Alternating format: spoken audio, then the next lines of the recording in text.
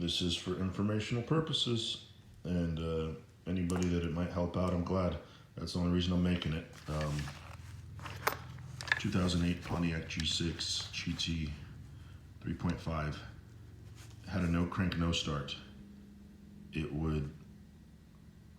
be a warm day, warm above 80 degrees. If I ran around doing some errands, short stops, short drives, and had the AC running, when I would shut off the car, walk into a store, wherever I had to go, come back out, it wouldn't crank back up. After replacing the starter, after checking out a bunch of other stuff, found other videos about no crank, no start issues dealing with the Fusebox.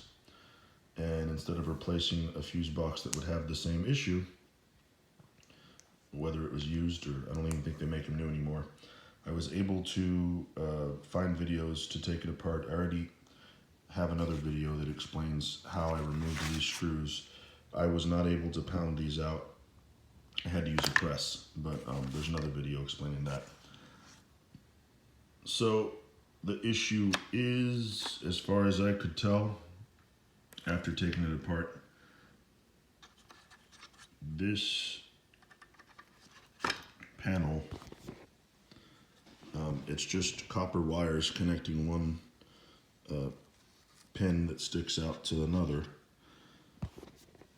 I'll get this with one hand. There we go. So let's gently take this there.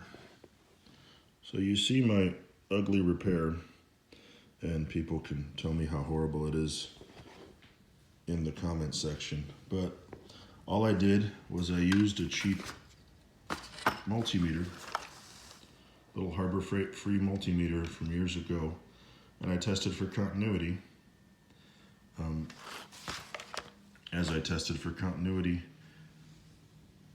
it all worked fine, but when I applied heat with a heat gun, all of a sudden right there was a crack that would appear.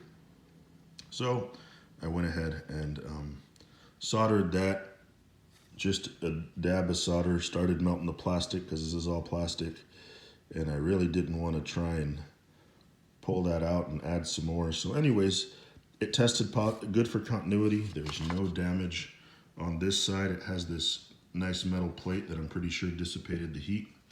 It didn't go through, and we'll see. At this point, I was at a loss. I had no idea what was wrong with the vehicle. After finding videos, saw this, so now I get to put it all back together, and hopefully it all works. So